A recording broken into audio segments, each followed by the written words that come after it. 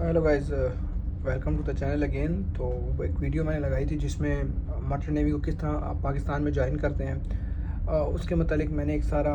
Explain की हुई थी चीज़ें सारी। तो फिर मैंने इसको एक सेशन बनाया कि क्वेश्चन आंसर्स जो हैं उसमें कोई है लोगों के, तो कमेंट्स में काफ़ी क्वेश्चंस थे और उसके अलावा बहुत सी चीज़ें थी जो लोग पूछ रहे थे। तो मैंने एक और वीडियो भी बनाई थी जिसमें मैंने काफ़ी चीज़ें उसमें से जो मैं क्लियर कर सकता था, बट वो मैंने नोट किया कि उसके बावजूद लोगों के स्टिल अभी तक कुछ क्वेश्चन हैं, जिसमें एक मेन क्वेश्चन था जो मैं कहूँ तो वो ये है कि जॉइनिंग ऑफ मरीन एकेडमी को लेके। तो बेसिकली ये वीडियो जो है मेरी, ये जो है हम मरीन एकेडमी की जॉइनिंग से रिलेटेड है, and in particular I am talking about Pakistan marine academy, क्योंकि और भी काफ़ी लोग हैं इर्द गिर्द के जो ज्वाइन करते हैं चैनल, बट ये इन पर्टिकुलर पाकिस्तान मरीन एकेडमी से रिलेटेड है। तो सबसे ज़्यादा जो सवाल बेसिकली मैं एक जो आपको बता रहा हूँ, ये बेसिकली जो इनका ऐड आता है मरीन एकेडमी का, और ये जुलाई अगस्त में आता है ये ऐड, और उसमें जो बैच होता है नेक्स्ट ईयर का बैच, जैसे अगर 2024 में ऐड आएगा तो वो 2025 से 26 2025-26 बैच होगा। ये बैच जो है तकरीबन जो है जब भी ऐड आता है उसके जो बैच ज्वाइन करता है वो नेक्स्ट ईयर का ही होता है। तो उस लिहाज से मैं एक जनरल बात करूँ, जैसे अभी अगर आप कहें अभी जो बैच आएगा तो नेक्स्ट ईयर हमारा 2027 है, तो वो बैच को कहेंगे 2027 टू 2028 बैच, एंड जो उसकी डेट होगी एंड डेट, वो मतलब जो उसका ऐड आएगा वो तकरीबन 2026 में जुलाई अगस्त सितंबर किसी भी टाइम आ सकता है। तो उस ऐड में अगर देखें तो लोगों का काफ़ी क्वेश्चन, सबसे पहला क्वेश्चन जो लोगों को था कि व्हाट इज़ द एज, जो मतलब एज का बड़ा लोगों ने सवाल किया। फिर किसी ने पूछा कि अगर एज इतनी हो, एज इतनी, देखें एज जो ऐसी चीज़ है इसमें आप कुछ नहीं कर सकते, इसका एक सर्टन क्राइटेरिया होता है जो कि उन्होंने बड़ा क्लियरली अपने एडवर्टीजमेंट में मेंशन किया होता है, और वो क्राइटेरिया ये है कि ऑन द लाइक अगर 2020 जैसे अभी जो ऐड आएगा उसमें लिखा होगा कि आपकी जो एज है वो 20 ईयर्स होनी चाहिए 2026 के दिसंबर तक, 31 दिसंबर 2026 में आपकी एज 20 ईयर्स होनी चाहिए। ठीक है, तो अगर आप 21 के हो रहे हैं, 22 के हो रहे हैं, तो you can not apply. Simple सा ये एक फंडा है। ठीक है, एकेडमी के अगर आपने ज्वाइन करना है तो your age must be less than 20 years, you must be unmarried. ठीक है, अक्सर लोगों ने पूछा कि फ़ीमेल के लिए सीट्स हैं, नहीं, फ़ीमेल के लिए कोई सीट्स नहीं है। पाकिस्तान मरीन एकेडमी में सिर्फ मेल सीट्स होंगी, आप अनमैरिड होंगे, और आपकी एज जो है लेस देन 20 ईयर्स होनी चाहिए। कब? 31 दिसंबर ऑफ, मतलब अगर 2025 का बैच है तो 2024 की 31 दिसंबर तक आपकी एज जो है वो होनी चाहिए लेस देन 20 ईयर्स। रिलैक्सेशन किन को हासिल है? फाटा,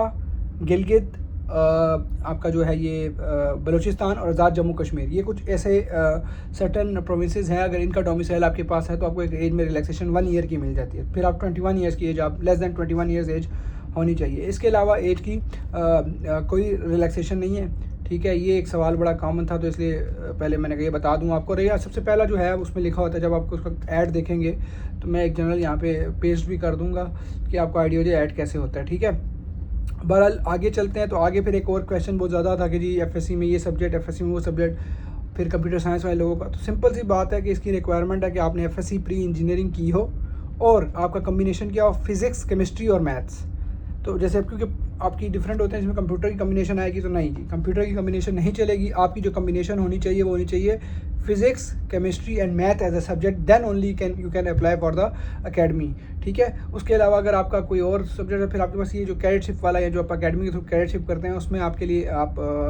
एलिजिबल नहीं है। ठीक है, इसके अलावा जो ओ लेवल और ए लेवल वाले हैं, ठीक है, उनके पास इक्विवेलेंसी सर्टिफिकेट एक होता है, वो होना चाहिए, और उनका भी कम्बिनेशन बेसिकली इन्हीं सब्जेक्ट्स का होना चाहिए, फिजिक्स, केमिस्ट्री और मैथ्स का, तो तभी वो एलिजिबल होते हैं। और एक और सवाल उन्होंने पूछा हुआ था, जो इसमें आपके जो एफएससी की प्री इंजीनियरिंग के मार्क्स हैं, अगर आपके मार्क्स 60% लेस दैन 60% हैं तो आप इसके लिए वो नहीं, बल्कि 55% लेस दैन 55% अगर आपके मार्क्स हैं तो नॉट एलिजिबल टू अप्लाई। और कुछ लोग ऐसे होते हैं, जैसे मोस्टली हमारे साथ भी ये केस होता है कि आपका रिजल्ट अनाउंस नहीं हुआ होता, सेकंड ईयर का रिजल्ट अभी तक नहीं आया होता। उस केस के लिए क्राइटेरिया क्या बनता है कि आपके फर्स्ट ईयर में एटलीस्ट 60% मार्क्स होने चाहिए, और फिर आप होप सर्टिफिकेट के लिए अप्लाई करते हो, जो जिसमें वो फिर आपको कहते हैं होप सर्टिफिकेट। बेसिकली ये होता है कि आपको बताते हैं जी हाँ इसके 60% आ जाएंगे। अगर आपने लेट्स सपोज होप सर्टिफिकेट की बेसिस पे अप्लाई किया कि जी आपके 60% थे फर्स्ट ईयर में, और आपने होप सर्टिफिकेट बेसिस में अप्लाई किया, लेकिन सेकंड ईयर में आपके लेस देन अगर 55% आ जाएंगे मार्क्स में, तो तब भी आप इलेजिबल हो जाएंगे। ठीक है, तो इसमें मतलब एलिजिबल होने के लिए यही है कि आपके अगर होप सर्टिफिकेट पे जितने मतलब एटलीस्ट आपने दे दिया, आपने सब कुछ कर दिया, लेकिन अगर आपके मार्क्स कम आ गए 55 से, तब भी आपको वो इलेजिबल हो जाएंगे आप। ठीक है, आप नहीं कर सकते। तो ये थे एक एज का क्राइटेरिया, एक सब्जेक्ट्स का मैंने बता दिया है, कंप्यूटर वाले और हाँ डिप्लोमा होल्डर वालों में बहुत सवाल कि जी DAE वालों को कोई इसमें नहीं अलाउ, ठीक है, DAE वाले नहीं कर सकते अप्लाई, सिर्फ और सिर्फ pre engineering with combination of physics chemistry and maths plus O level A level with equivalent जो आपके जो हैं सर्टिफिकेट्स वो अप्लाई कर सकते हैं, क्योंकि बहुत ज़्यादा लोगों ने सवाल पूछा था। फिर इसका क्या होता है कि जी बेसिकली आप डॉक्यूमेंट्स जो रिक्वायर होते हैं वो मेंशन कर देते हैं, जो अगर आपको कोरियर के थ्रू भेजने होते हैं, ठीक है, और कोरियर के थ्रू आप जब भेज देते हैं उसके बाद एक लिस्ट लगती है और आपके जो आपने टेस्ट सेंटर सेलेक्ट करना होता है। तो जो इसके टेस्ट सेंटर पहले बहुत लिमिटेड थे, अब इसके जो टेस्ट सेंटर हैं वो एबटाबाद, गवादर, क्वेटा, पेशावर, कराची, रावलपिंडी, सरगोदा, सखर, ये सारी जगह पे अब इसके टेस्ट सेंटर हैं,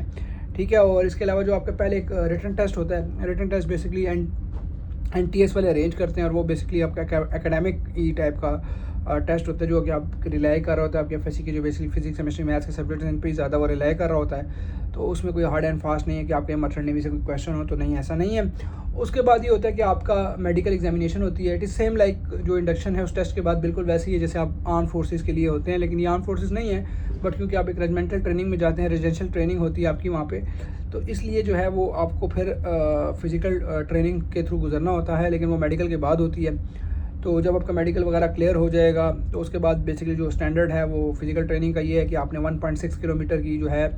रनिंग करनी होती है within 8 minutes, then 15 sets of pushups and 15 set of situps within 2 minutes, मतलब 2 मिनट्स ईच, तो वो आपने करने हैं। इसके अलावा 2 चिनअप्स करने होते हैं विद इन 2 मिनट्स। जब आपका ये क्लियर होता है तो उसके बाद एक इंटरव्यू होता है और उस इंटरव्यू के बाद एक मेरिट लिस्ट लगती है जिसमें आपके जो बेसिकली टेस्ट के जो मार्क्स होते हैं उसको प्लस द FSC में जो आपने स्कोर किया होता है उसको एक जॉइंट बना के और एक मेरिट लिस्ट लगती है, उसके बाद आपकी जो है बेसिकली सिलेक्शन हो जाती है। तो काफ़ी लोगों का फिर ये भी सवाल था कि जी हमें कोई पैसे मिलेंगे या पे मिलेगी, नहीं जी, it is I already mention in my previous video कि ये जो है बेसिकली एक कमर्शियल फील्ड है, ठीक है। आपको ट्रेनिंग जो देते हैं बेशक वो नेवी वाले दे रहे हैं और HEC वाले दे रहे हैं, बट ये कमर्शियल फील्ड है, सेम एज जैसे पायलट्स होते हैं, तो इसीलिए आपको कोई स्टिपेंड अमाउंट नहीं मिलती, बल्कि आपको एक सेमेस्टर फीस पे करनी होती है, क्योंकि आपको बेसिकली यहाँ पे डिग्री दी जाती है जो कि NAD की डिग्री होगी, जो कराची NAD है उसकी एक एसोसिएट डिग्री होती है, या तो degree of graduate degree in the associate degree of nautical science और associate degree of the marine engineering, ठीक है। और बेसिकली जो अगर आप चाहें जो इंजीनियरिंग डिपार्टमेंट में जाते हैं तो वो 2 साल के बाद यहाँ से दोबारा 2 साल जाके NAD से अपनी प्रॉपर जो है एक BE की डिग्री होती है मैकेनिकल में भी ले सकते हैं। तो इट इज़ वेरी गुड कि मतलब आप यहाँ से अगर इंजीनियरिंग करते हैं और आप जाके 2 साल अपनी वहाँ पे इंजीनियरिंग करके, तो आप यू कैन गेट, मतलब एक आप मेरीन इंजीनियर तो हैं, आप साथ में एक मैकेनिकल इंजीनियर की भी डिग्री को अचीव कर लेंगे। तो बेसिकली ये है, और इसमें आपकी अच्छी खासी सेमेस्टर फीस होती है, क्योंकि आपकी इसमें रेजिमेंटल ट्रेनिंग है, देन इसमें आपकी जो है क्या कहते हैं इसको, आप उधर रुकते हैं, वहाँ पे जो आपकी मेसिंग है, आपका जो लॉजिंग है, इस सारे पे जो खर्चा आता है वो सारा एकेडमी कवर करती है, तो ये आपको पे करना होता है, बेसिकली इसकी फ़ीस होती है। तो देन लोगों ने कुछ पूछा था जैसे स्टिपेंड, तो हाँ इसमें ज़रूर स्कॉलरशिप्स होती हैं जो चेंज होती रहती हैं, जैसे इन पर्टिकुलर ऐड 2024 का ऐड मेरी नज़र से गुजरा था, उसमें 33 सीट्स थी, जिसमें आपकी 15 सीट जो हैं वो उसको दी हुई थी बलूचिस्तान को, और 6 सीट हर दूसरे प्रोविंस को दी हुई। तो डिफरेंट टाइम्स पे डिफरेंट स्कॉलरशिप्स आती रहती है, अगर वो आप अचीव कर लेते हो, उसका क्राइटेरिया वही बताते हैं जब आपकी इंडक्शन होती है, तो उसके बाद आप जो है उस स्कॉलरशिप पे अगर अप्लाई करते हो तो फिर आपकी फ़ीस की थोड़ी सी माफ़ी हो सकती है। अदरवाइज़ जो है आपकी कोई स्टिपेंड अमाउंट नहीं है, आपको कुछ स्टिपेंड नहीं मिलता, you have to like bear your own expenses. और 2 इयर्स का ये प्रोग्राम होता है, ठीक है। और जब आप ज्वाइन, लाइक मोस्ट प्रॉब्ली आप जनवरी में ज्वाइन करते हो किसी डेट को, then after 2 years in December for example you join in, like next batch is coming in January 2027 में वो बैच आएगा, and then they will pass out in December 2027। उसके बाद ये होता है कि आपको जो है सर्विस बुक दी जाती है, कोर्सेज एकेडमी में कराए जाते हैं। तो ये एक जनरल सा एक मेरा जो आपकी बेसिकली ज्वाइनिंग है Pakistan marine academy for merchant navy, उसका प्रोसीजर है।